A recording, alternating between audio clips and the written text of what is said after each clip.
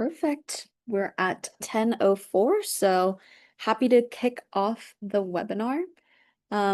Quick intro on both of us, Nischal, if you wanted to quickly start off with introducing yourself. Absolutely. It's wonderful to I guess virtually see all of you. I'm Nischal. I'm co-founder and CTO of Klarity.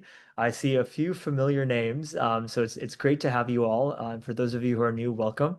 And as Sinyoung said, throughout this, if you have any questions, please pop them in, or we'll also have a dedicated Q&A at the end.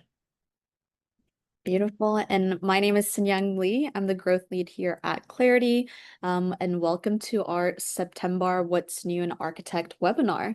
We're super excited to show some of the new features that we've been working on. And Nishal will kind of go through in a couple of slides as to what some of these new features are, how to think through some of these features here.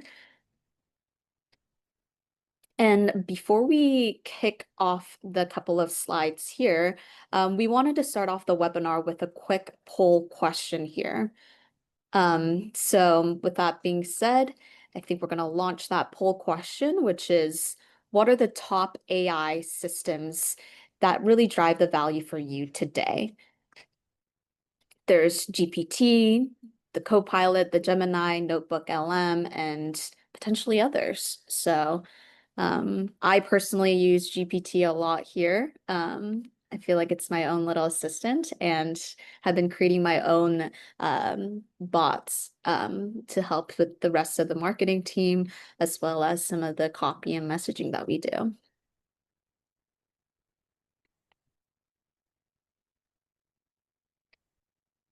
Okay, unsurprisingly, it looks like ChatGPT coming in on top by a big margin. Great. Awesome. Well, this is super helpful. I mean, it's always good for us to make sure that our product works well with the AI tools that you're using. And the answer to this question changes month over month, given the times that we're living in and how quickly these products are evolving. So it's very helpful for us to know and hopefully fascinating for you to see as well. Alrighty. So with that, we'll go ahead and get started. A little bit of background about us as a company. We are fortunate to partner with some of the best in the business, from cybersecurity to enterprise AI, communications collaboration, many other categories. And we've been in the AI business long before it was as cool and sexy as it is today. We've been deploying enterprise AI solutions for the better part of 8 years now. So it's been a phenomenal journey working with some of these really cutting edge customers. Our fundamental hypothesis, and what we want to talk about today, is that transformation fundamentally needs to change. We believe that the old way of running transformation projects is dead. And it's not just us. The data shows this. For any of you that were part of a transformation project, this will probably seem very familiar. These are some of the most difficult projects to execute successfully in enterprise. In fact, so difficult that Harvard Business Review, BCG, and McKinsey all came to the same conclusion that only about 30% of transformation projects succeed. Now, these transformation projects could be a digital transformation, moving ERPs, moving CPQ, CRM modernization. It could be business process transformation, like an order to cash transformation, procure to pay. It could be around offshoring. It could be around governance and compliance. But across the board, what they have in common is driving change at this kind of a scale is a very difficult thing to do. As a result, comes with a pretty high failure rate. And these projects are incredibly hard. And I know I'm preaching to the choir here, and that's why they have this very high failure rate. As we dug into the problem and spoke to our customers, what we basically found is that the longer a transformation project goes on, the higher the risk that it'll fail, or that success rate starts to precipitously decline. This kind of makes sense. The longer a project goes on, it probably means it is much more complex, requires much heavier resources, much bigger change. And so that risk of success goes down because we're just trying to accomplish a lot more. So as we dug into this and kind of tried to figure out, well, why is this really the case? What is going on here? We kind of looked at what is the traditional arc of a transformation project. Starts with, of course, analyzing, understanding current state. Typically, we have these three phases, which you can see at the bottom: understanding current state, deciding or figuring out our desired state and then managing change. So we start by interviewing people, and this could typically go on for weeks. It is very difficult to do, but there's no way around it. We've got to understand what our team is doing today, capture that, and actually write out detailed SOPs, build some kind of process map that collates all this together. And then typically the suggestions take the form of a PPT. And I'm sure that those of you on the call have probably seen this both in terms of internal PPTs and consulting PPTs, but there'll be typically a list of recommendations based on what we understand about the current state. And then we create some artifacts trying to specify what we're trying to accomplish, a BRD, a fit gap analysis, to say, hey, this is the future that we're trying to build out. And the act of change management itself is, of course, very difficult. Modifying the behavior of hundreds or thousands of team members to say, hey, we're using a new CPQ or a new ERP, or we've consolidated these processes, that rollout itself often takes months. And of course, plenty of meetings along the way. What we found is that, unsurprisingly, this leads to a lot of fatigue. I mean, check your own energy level is probably incredibly boring listening to me go through every single one of these steps, let alone doing the project for months on end. So what we realized is it's not time that's necessarily killing transformation projects. I mean, to do a large ERP transformation, it has to take a long period of time. It's never going to be 2 weeks. What is really the driving factor in these projects dying is fatigue. And that fatigue comes in two flavors. There's the human element of fatigue that all of us have felt.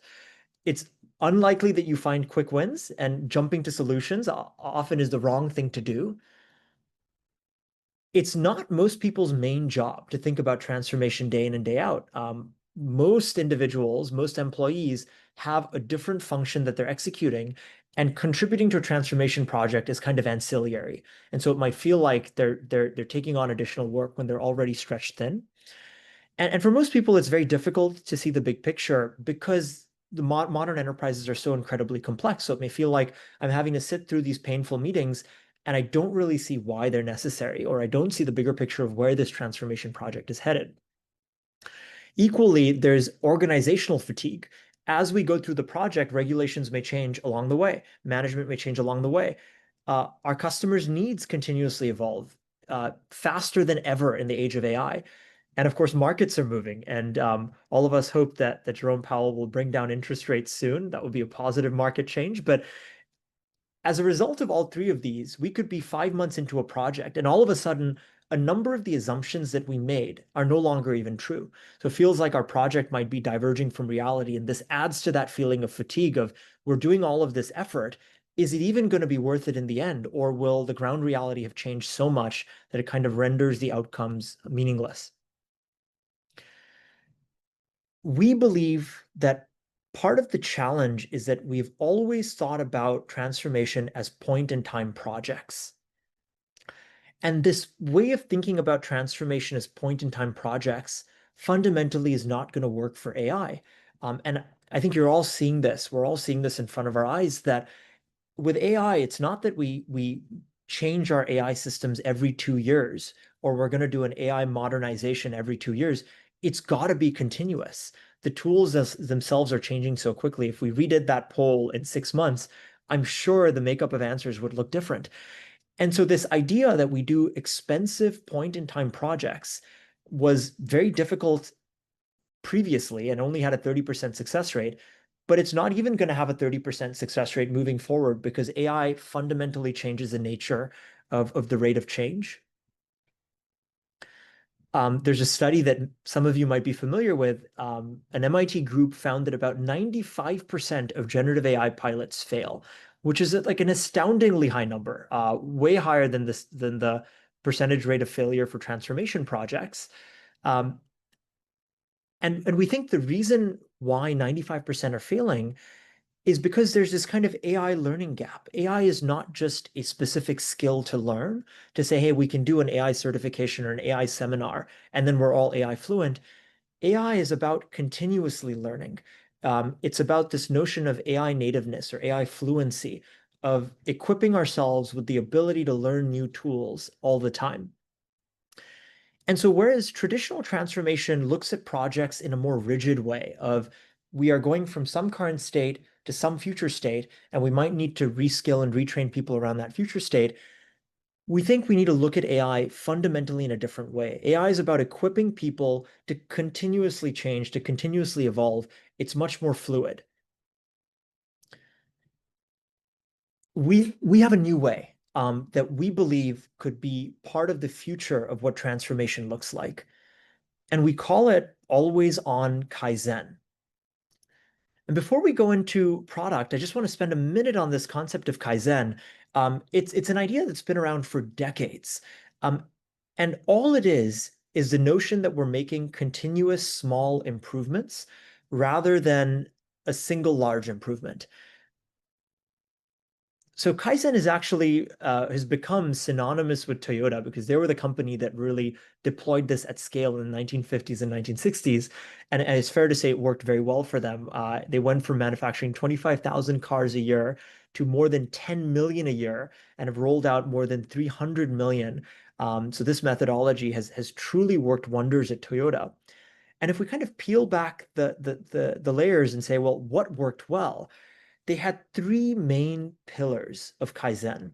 The first is visibility, that every employee can see what is happening around them. Now, it helped that they actually had a physical factory floor. The second is this common truth. Toyota literally had a chart that would show the assembly of a car, and some things would light up if there was a defect, like you can see in the image. And so every employee understood this common shared truth of what it takes to build a car. And then third, everybody participated. And this wasn't like a right, it wasn't a perk of doing the job, it was an obligation. As an employee at a Toyota factory, you were obligated to improve the process that you were working on. So I think the billion-dollar question is if this Kaizen thing is so great, then why is everybody not doing it? And the answer is that what worked really well for Toyota fundamentally doesn't work for the modern digital enterprise. The same three things. It's very hard to gain visibility because we are all working digitally. Most of us aren't working on a factory floor. This got even harder with COVID and remote work and hybrid work. It is very difficult to build a shared mental model. The SKUs, the offerings that our companies are selling are so sophisticated, and for the most part, they're digital, that building this mental model of how a single process in finance impacts the end result that the customer receives is a very hard thing to do. As a result of this, we have intentionally built governance mechanisms that centralize control. It would be a terrible idea for a transformation project to be democratized across 2,000 employees because nobody has enough information to make really high quality decisions typically. And so we've kind of intentionally disempowered employees because complexity has forced us to centralize control. So what we need is Kaizen. What we need is to take that promise of Kaizen that Toyota was able to operationalize, but to deliver it for the modern digital enterprise. In fact, these hats are actually real. At the end, we're going to be doing a giveaway. They're pretty cool, if I may say so myself. So please stick around till the end, and we're going to be doing a giveaway if you're interested.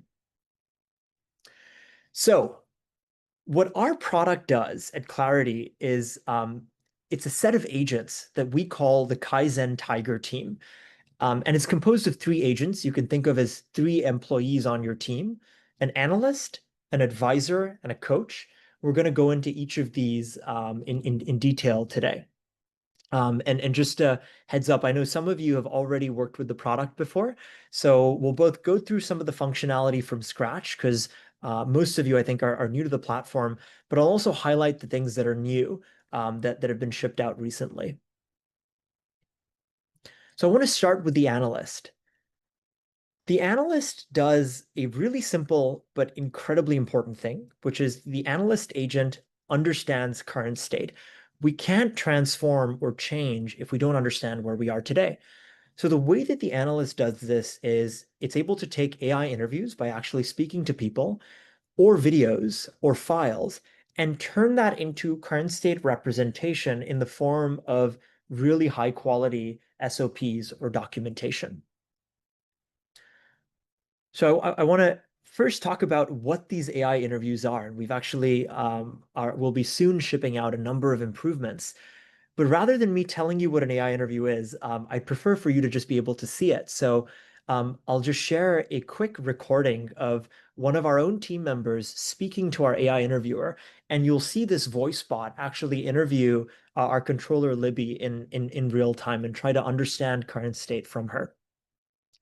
So let me quickly make sure that I am sharing my audio. It's a little bit sped up.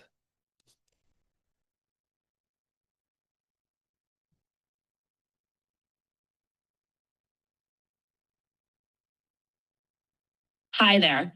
I'm Scout, your AI companion powered by Klarity. I'm here to help you document your business process. I can see your screen and will be taking notes as you walk me through your process. Feel free to talk through everything you do, the steps you take, the decisions you make, and any important details. When you're ready for me to ask follow-up questions, just click the Q and A toggle to enable my responses. Here I am at Campfire. I am recording my India invoice for the month of July. Epic date, epic entity, currency, and now need. First, the expense account for services performed, then for the markup on the transactions, and then the total payable amount for 592. Then I'm going to run my India department, and then Sure. auditor tech, and then yep, okay, all set. You've done a great job documenting the steps for recording this specific journal entry. Now, let's dive a bit deeper into the process. To help us understand who is involved and who to go to with questions, could you tell me who are the main stakeholders and contacts for this process, such as anyone in IT, compliance, or operations? Yes, I received the invoice from our head of operations for our India entity, so I mentioned him. He also gets support from a third party consulting within the accounting department locally in the US. Great, thanks for that information. So now you can see it's actually converting that interaction into current state documentation. And just like that, we're able to basically convert this tribal knowledge, expert knowledge, buried in the heads of employees into documentation really, really simply. So that's our AI interviewer. We've engineered it to not require any prior experience, to be self-explanatory. So for an employee that might be new to the platform, it's very easy to go through this experience. One of the things that we observed when we were working with our customers is it's really not fun to be the person being interviewed, especially if your boss is watching you demo your process, and especially if there's 10 people on a transformation team. So we really built the interviewer to be a low pressure, no judgment environment where if you forget something, you can start over. If a team member needs to go get a coffee, go to the bathroom, no problem, it'll wait for you. So it's a much lower pressure environment than having to do this on a high stakes call in front of a whole bunch of people. It's always available. No more calendar chaos, regardless of whether you're on the transformation team having to schedule with people or whether you're on the receiving end. There's nothing fun about having to schedule these meetings months out, reschedule them. And so all of that complexity and friction is gone as well. And we've really trained it to ask smart questions and to hunt for exceptions. And hopefully you got a sense of that from the video where it was asking Libby about a specific exception in the process because we want it to go off the happy path. We all know that 90% of the complexity of a process is driven by the 10% of exceptions. It's not the happy path. And so it'll really try to seek that out.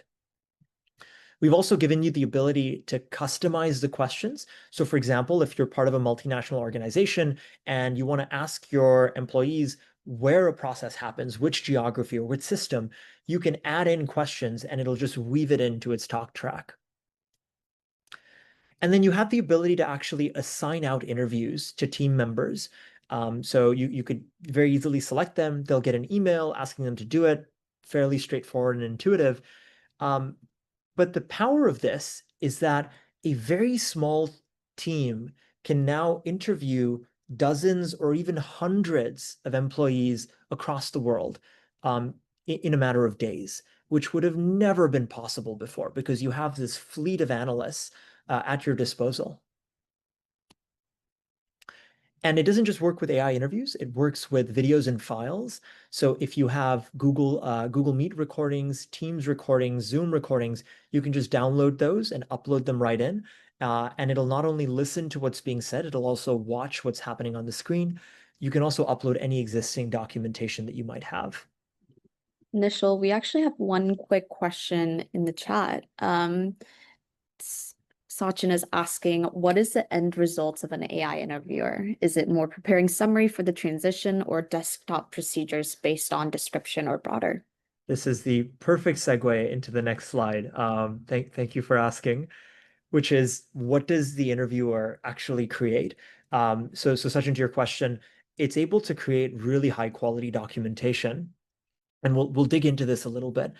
So first, it can create very detailed process narratives, starting at the activity level. So kind of what are the major themes, task, subtask, and all the way down to the individual steps. So it builds documentation so that it works if you just want to skim it and maybe you're an executive, you just want to get a sense of the activities being done. Or if you're like a new employee on the team and you have to learn this from scratch, it can go to really that level of detail. Second, it can actually capture screenshots. So it has that visual intelligence. It's not just a transcription engine. So it can actually give you the screenshots of what's happening along with the commentary. And we're all visual learners. This makes it a lot easier to learn, but it's so difficult to do manually. To go and add 30, 40 screenshots is really, really hard to do, but it's able to do that seamlessly. It can actually identify pain points. So it's not just capturing the current state. It can reason about the current state and say, hey, I saw that you identified a pain point and you said I have to do this manual data entry. Or even if you didn't name it as a pain point, it can kind of implicitly capture that something might be a pain point and there could be room for improvement. It actually creates editable process flow diagrams. It's the first enterprise AI that's able to create these BPMN diagrams. And you can actually drag and drop, move them around. If you use business processing automation tools downstream, like a Camunda or an Appian or a UiPath Pegasystems, this format is actually compatible with all of those, so that you can send them directly to your business automation team. And then finally, you have customizable templates. So what you saw was an example of our default SOP, but we have a whole library of templates that we offer, and then you can build your own from scratch. So you can actually give it a document and say, hey, I want you to reverse engineer this. So it will have your company's logo, more importantly, your writing style, your structure. So at the end of the day, the documentation that you get out of this will look and feel as if it was written by the best analyst that has been at your company for years and like understands all the nuances really well. The net result of all of this is a massive time compression. What we heard from our customers is that to capture a single process well manually typically takes 10 to 30 hours. We've got to interview the stakeholder, write this SOP from scratch, go back to the stakeholder, review it, add exceptions, do that a couple of times, and that process takes typically 10 to 30 hours. With Klarity, it takes as little as 30 minutes on average, and a majority of that time is spent simply recording or talking to the interviewer. Actually creating the documentation is very fast. That's a 50x compression in the amount of time. And that to us is really the promise of AI. It's not about 5 or 10% improvements. It's about these step change improvements that give us the ability to completely change the way that we worked. So that's the analyst. The last bit of it that I want to cover is what we call the process hierarchy, because we don't just want to leave you with a whole bunch of SOPs or PDFs, and then for you to have to see through all these. And so we've built this notion of a process hierarchy to organize all of your processes. We will actually custom build these. We have an AI tool that'll automatically build them using things like your company's public filings, job postings, and so forth. So you'll have this organization of processes.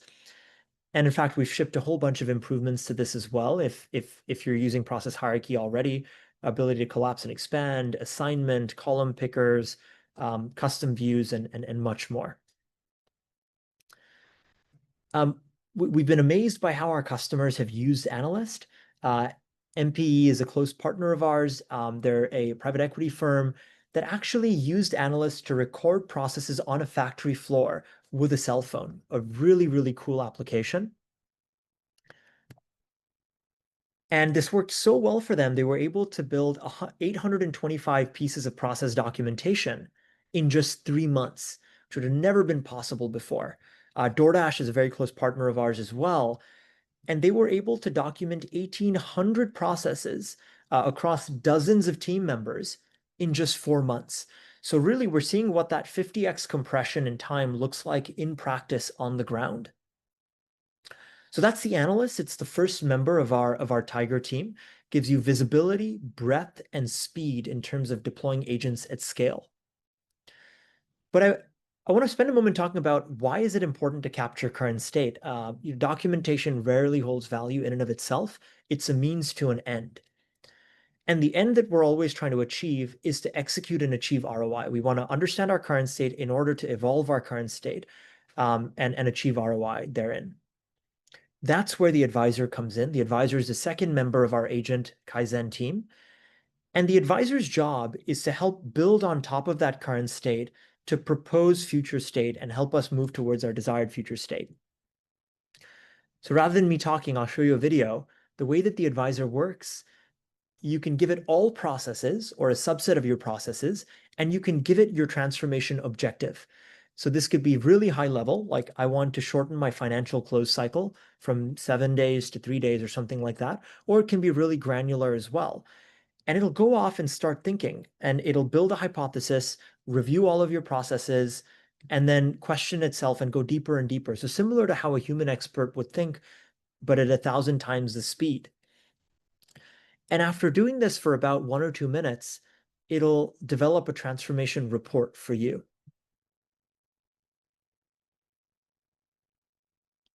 That will basically look something like that. Oh. And so it'll review everything that you've shared. It'll review all of your processes against the stated objective and build a report for you. And I want to kind of double click into some of the capabilities of this. You can first use it to analyze current state.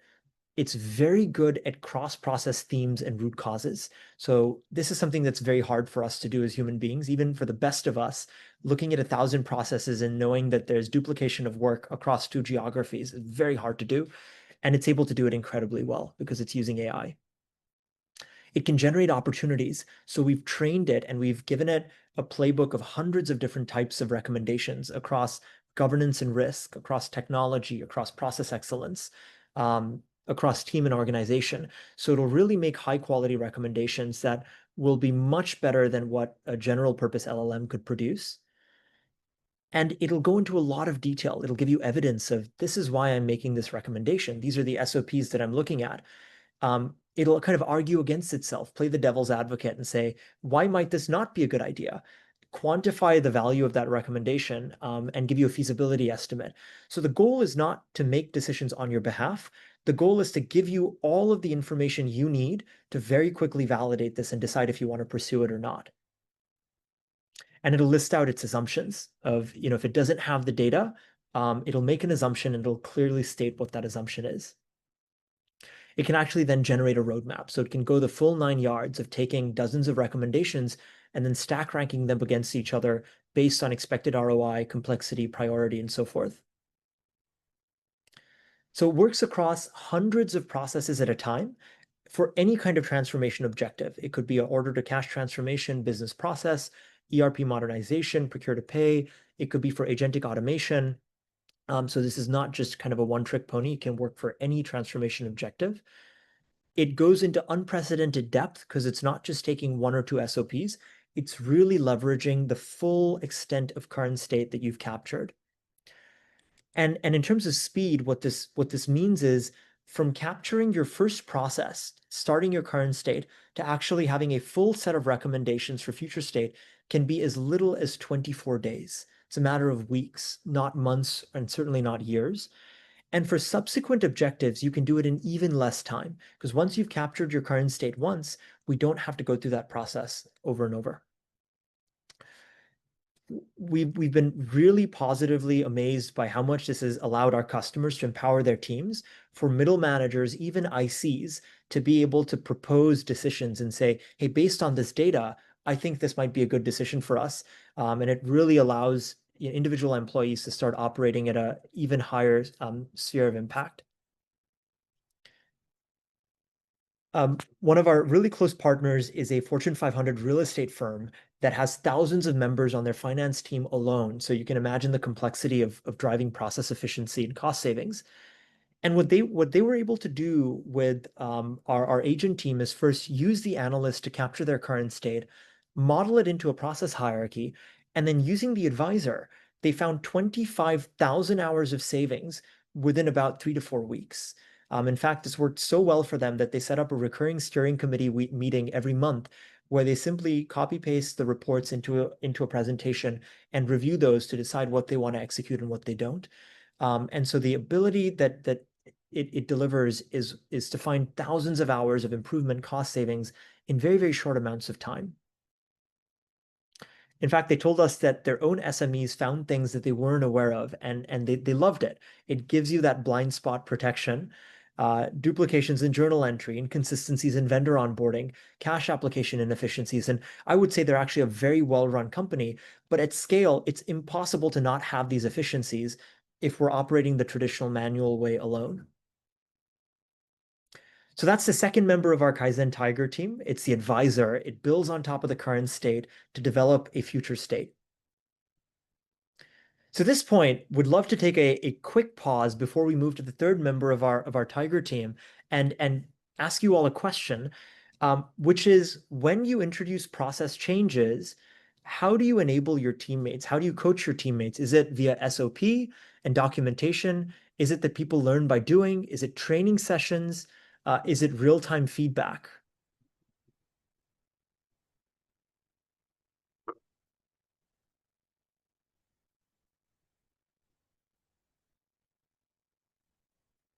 Okay, looks like we have a very healthy mix actually across all four. This rarely happens with a poll question. So super, super fascinating. Yeah, for me personally, Nischal, if there's not an existing SOP, I kind of learn by doing so. I would say I'm probably similar. Um, so this was kind of the inspiration for the third member of our Kaizen Tiger team. It is the newest member of our Tiger team. In fact, it's only been around for about a month. We deployed it very recently. But the reason we built this is the age-old challenge of change management. And we all know this. We could build the nicest future state that's really well thought through, but adapting the behavior of hundreds or thousands of employees is really difficult. It's hard for any of us to change the way that we work. AI, of course, makes this more difficult. I shared this earlier, but the gap between a traditional team and an AI fluent team really compounds over time. Today, it might be that there's 4 applications that are driving most of the value, ChatGPT and Gemini and so forth. But in 2 years, there's going to be dozens of AI applications. And so the ability of an individual, of a team to constantly reinvent themselves, and we use words like AI native, AI fluent, that's going to be so important. But how do we actually do that? It's a very difficult thing to do. I think most of us are not used to it, to constantly change and adapt the way that we're working. So that's why we really built the coach. And the way that the coach works is actually very simple. All that you need to do is start a coaching session. It will silently sit there and just watch your screen. And it does this in a completely private way. Your data will be deleted immediately afterwards. In fact, the moment it finishes reviewing a screen, it discards it right away. So it's not storing that data anywhere. Um, and you don't have to talk to it. You don't even have to explain or take any notes. You can just go about your way the way you would if there were no AI present at all. And you can do this for hours on end. So you don't have to just limit it to a 30 or 25-minute time window. And here's how it works. So you go in and you start a coaching session, and you would ideally share your entire screen so it can kind of see what you're working on as you do it. And you can do your work completely organically across any application, across any screen, and it'll be able to understand all of that as you go along. When you're done, you would end your session. And what it's going to then do is look at the processes that you did and then create a coaching report for you that will be sent to you over email. So it's a completely first of its kind way to interact with AI. So just to double click on some of that a little bit more, it'll first say, hey, I think you did these processes. And you can see how it's kind of building on top of the current state because it's leveraging the current state to understand what you might have been working on. And it'll get your confirmation. And then after that, it's going to email you a report. Again, it's completely private. It's really important to us that employees feel the psychological safety to actually use this. This is not going to be published to the whole enterprise or anybody else. When you click into this report, this is what you will see. So it'll be a report with 3 sections. First, what an individual mastered. So it'll basically compare to the SOPs to say, this is what you did really, really well. And even for the highest skill team member, it's valuable to get this positive reinforcement, because over time we can naturally drift away from our SOPs otherwise. So this is kind of a really positive mechanism to help keep folks aligned with what the standard operating procedure should be. Second, innovations. On every single team, there are people who exceed the SOP, and every manager has this challenge, right? Of how do we move everybody to the level of the high performers without slowing down the high performers and making them do a bunch of training sessions? That's what this is doing. It's going to basically pick up on what are those things that an individual is doing that are better than the SOPs, where they're beating the state of the art, and catch those things. And it's kind of a dual value. It's a positive affirmation to those employees. It's a form of recognition, but we're also going to build this to go back into the SOPs so it's constantly evolving and enhancing over time. And third, potentially the most impactful, opportunities for improvement. Good feedback is a very precious thing to come by. It's hard to deliver, and if not delivered well, it's hard to receive. And what this is able to do is to give very high quality feedback every day to say, hey, this is where there might have been an opportunity for improvement. And it's able to do this both using existing tools that you have. So it can say, based on your usage of ChatGPT, here is a novel use case. And it can, of course, align with the SOPs to say there's something in your current state that we know should have been done that maybe you might have missed. And what's been really fascinating to see as we deploy this to our own team is, because it's being delivered in this like kind of very safe one-on-one setting by a machine, it is much easier to do, and it really doesn't evoke feelings of hostility because it's kind of whispering in your ear the secrets to unlock higher performance rather than broadcasting it to the entire team. And this level of coaching and feedback is unprecedented. It would have been completely impossible to have an expert consultant or employee delivering individualized coaching to everybody on an ongoing basis. So you may be wondering at this point, how on earth does this thing work? So basically, what we built is a way that it can watch videos with no audio even and map out the activities that took place. It then aligns that with your current state capture to figure out, of the 2,000 processes that you have in your hierarchy, these are the 5 that actually happened in that video, and finally build out the report using that. So that's our coach. It's the newest member of our team. We believe it will deliver on that promise of always on Kaizen, to actually give every employee to not only improve, but also contribute back and improve processes on a continual basis, and give kind of an unprecedented boost in individual productivity, which of course will lead to an unprecedented boost in enterprise productivity. It'll surface SOP improvements very soon. We'll give you the ability to, with employee consent, add those back into the current state. And we're very excited for this to pave the way to AI fluency. So as your company rolls out more and more AI tools, we can simply add those into the coach, and it'll make recommendations leveraging those tools on an ongoing basis. Because we can't hard code the set of AI use cases. We need it to be organic, fluid, going back to some of those original points about AI nativeness. Lastly, we really wanted for this to deliver personal growth and enterprise growth at the same time, not one at the cost of the other. And so you've hopefully seen that we've really tailor-made this to uplift the employee, and in doing so, drive enterprise productivity. Recordings are deleted, even the images are not maintained. The feedback is private to the employee unless they decide that they want to share it. However, the logs are visible to management. So if you're a manager, you can know who is using this, who is investing in their growth, and who is contributing back to the company's shared understanding, but you won't, of course, be able to go into their reports. Super excited to be opening up our Coach Early Access program. So if this capability is interesting to you, we would love to work with you on a really tightly integrated basis to roll this out to your team. And our team will work very closely with yours. So if this sounds interesting, please reach out either in the chat or email myself or Sinyoung. We'll have a QR code in a minute. That's our Kaizen Tiger team, the analyst that captures current state, the advisor that transforms current state into desired state, and the coach that rolls out those changes and leads to continuous improvement across the team. We believe that this team of agents, when put to work for your company, can really deliver on the promise of Kaizen and help us move from a world of point-in-time transformation projects to continuous improvement. And the last poll question before we open up to Q&A, we would really love to hear which of these would drive the most value. And if the answer is none, we welcome that as well. But it would be great to get all of your feedback.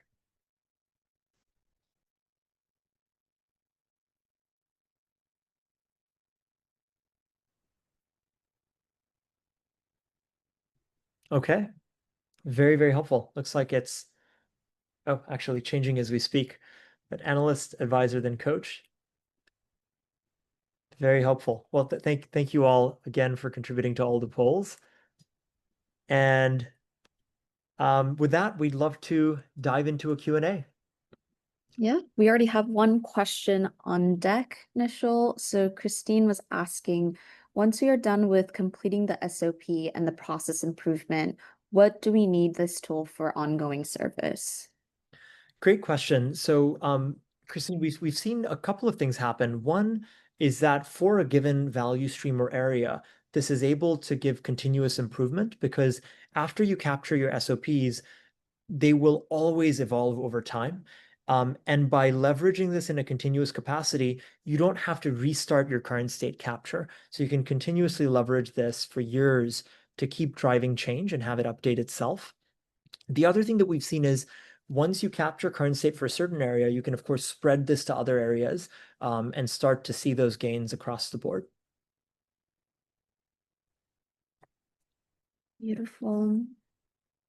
And then one other question that was sent to me, how does Klarity differentiate from some of the large LLMs such as GPT, Gemini, Notebook LM that we just answered about? Great question. So there's a few aspects here. In terms of current state capture, we're able to create much higher quality documentation, including screenshots, including diagrams. It can take multiple hours of video, and it can take files and video together. So its ability to operate as an analyst is significantly higher. It's hallucination controlled. So a single current state capture may use as much as 200 LLM calls. Um, so you can kind of imagine the sophistication of what it's able to do compared to if you just did one LLM call directly. That's in terms of current state capture. Of course, the interviewer is a first of its kind capability that is not offered to any of the other AI providers. Its ability to aggregate and capture your process hierarchy as a whole is also not something that's possible elsewhere because with LLMs, we're kind of left to these individual chats, but aggregating all of that into a process hierarchy is difficult to do. And then, of course, with Advisor, it's tailor-made for process intelligence. So it knows to look at things like the volume of a process, how long it takes to do, the systems that it's done across. So it'll give you a much better set of recommendations than if you were to just ask a chat GPT. And then finally, of course, Coach, I don't think there's any parallel to in the market today. It's a completely first of its kind offering. Beautiful. I know we're a couple of minutes over time, but we do have one last question from Patrick. Can Coach be used to drive project management on a continuous basis? For example, over the course of an ERP implementation? That's a great question, and Patrick, actually would love to double click on that with you offline. But what it can do is during the course of a project, it could basically give suggestions based on what you say your current or desired state should be. It could also give direction on how to execute the project itself. So both are possible, and I'd love to kind of double click on that. But it could say, hey, you're building out this BRD or SOP. Here are efficiencies and how you could do that. You could, for example, use LLMs in this way to save 90% of the time that it takes to build a BRD. And then it can also help when you're rolling out those changes with kind of the future state SOP. Amazing. If you guys have any other questions, feel free to email me and Nischal directly. And I think it's time for our giveaway winner. And as Nischal was answering the last question, I did a random select, and it seems like our winner is Albert. Albert, I will reach out, or the events team will reach out for for us to get in contact with how we would be kind of shipping this hat to you. But congratulations and thanks for joining our webinar. Thank you all so much again. If you're interested to connect, feel free to scan this QR code and we'll set up time. Really appreciate all of you taking the time and hope to connect. Thank you. Thank you all. Have a great rest of y'all's week.